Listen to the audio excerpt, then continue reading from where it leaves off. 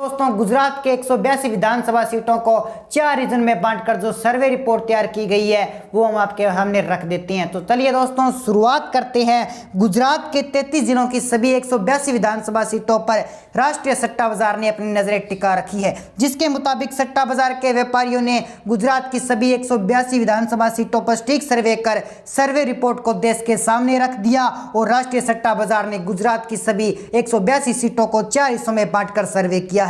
उत्तर गुजरात में 32 विधानसभा की सीटें हैं, दक्षिण गुजरात में 35, मध्य गुजरात में 61, सौराष्ट्र और कच्छ की 54 विधानसभा सीटों पर सट्टा बाजार के व्यापारियों ने जनता जनार्दन के बीच में रहकर आम जनता की मन की बात को जानकर सर्वे तैयार किया है।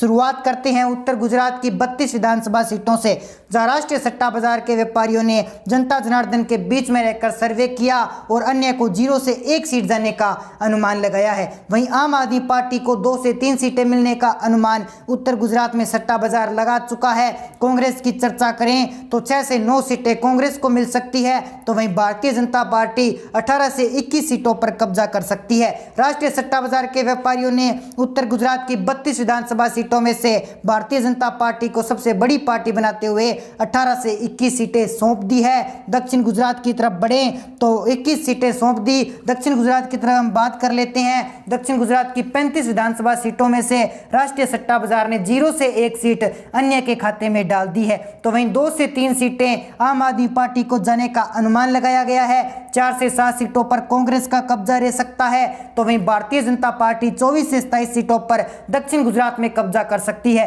राष्ट्रीय सट्टा बाजार ने दक्षिण गुजरात की 35 विधानसभा सीटों में से भारतीय जनता पार्टी को सबसे बड़ी पार्टी बनाते हुए 24 से 27 सीटें सौंप दी है। मध्य गुजरात की 61 विधानसभा सीटों की तरफ बढ़े तो राष्ट्रीय सट्टा बाजार ने मध्य गुजरात की 2 से 3 सीटें अन्य के खाते में डाल दी है, तो वहीं 4 से 7 सीटों पर आम आदमी पार्टी का कब्जा होने वाला है। अनुमान सट्टा बाजार द्वारा ये लगाए जा रहे हैं। कांग्रेस की तरफ बढ़ें तो 5 से 8 सीटों पर कांग्रेस कब्जा कर सकती है, तो वहीं मध्य गुजरात में भारतीय जनता पार्टी 40 से 43 सीटों पर कमल खिलाने में कामयाब हो सकती है। राष्ट्रीय सट्टा बाजार ने मध्य गुजरात में भारतीय जनता पार्टी को सबसे बड़ी पार्टी बताते हुए 40 से ज्यादा सीटें वो सौंप दी है। गुजरात के आखिरी और सबसे महत्वपूर्ण क्षेत्र सौराष्ट्र कच्छ की अगर हम बात करें तो सौराष्ट्र कच्छ की जो बात कर लेते हैं तो वहां की 54 विधानसभा सीटों पर एवरेज चर्चा करें तो राष्ट्रीय सट्टा बाजार ने सौराष्ट्र में 0 से 1 सीट अन्य के खाते में डालते हुए 5 से 8 सीट आम आदमी पार्टी को सौंप दी है, तो वहीं कांग्रेस को 8 से 11 सीटों पर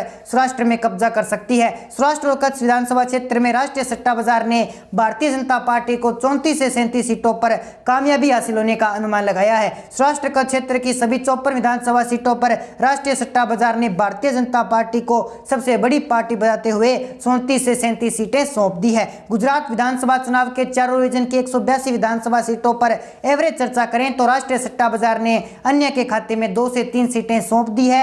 आम आदमी पार्टी और केजरीवाल 15 से 18 सीटों पर गुजरात विधानसभा चुनाव 2022 में कब्जा कर सकते हैं। वहीं कांग्रेस की चर्चा करें तो भारत जोड़ो जैसे फर्जी आंदोलन चलाकर कांग्रेस को 28 से 31 सीटों पर कामयाबी हासिल हो सकती है, तो वहीं पिछले 2.5 दशक से गुजरात में राज करने वाली भारतीय जनता पार्टी को मोदी जी के नेतृत्व में राष्ट्रीय सट्टा बाजार ने 127 से 130 सीटें सौंप दी है। भारतीय जनता पार्टी गुजरात विधानसभा चुनाव 2022 में 127 से 130 सीटों पर कमल खिलाने में कामयाब हो सकती है। राष्ट्रीय सट्टा बाजार ने अपनी सटीक सर्वे के दौरान गुजरात में भारतीय जनता पार्टी की सरकार बना दी। हालांकि राष्ट्रीय सट्टा बाजार समय समय पर अपने सर्वे आंकड़े अपडेट करता रहता है, लेकिन लेटेस्ट और ताजा अपडेट के मुताबिक राष्ट्रीय सट्टा बाजार भारतीय जनता पार्टी को गुजरात में 127 से 130 सीटें सौंप रहा है। गुजरात की सीएम गद्दी पर बैठने के लिए बहुमत का आंकड़ा 92 सीटें का है, जबकि भारतीय जनता पार्टी 100 का आंकड़ा पार करती हुई साफ साफ दिखाई दे रही है। तो दोस्तों, ऐसे में आपकी जो भी राय है, गुजरात के अंदर कौन सी पार्टी इस बार सीएम गद्दी पर विराजमान होगी,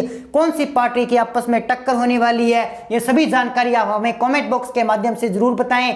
साथ ही हमारा चैनल सब्सक्राइब जरूर कर लीजिए ताकि हमारे नए नए अपडेट्स अब तक पहुंच सके। जय हिंद, जय भारत।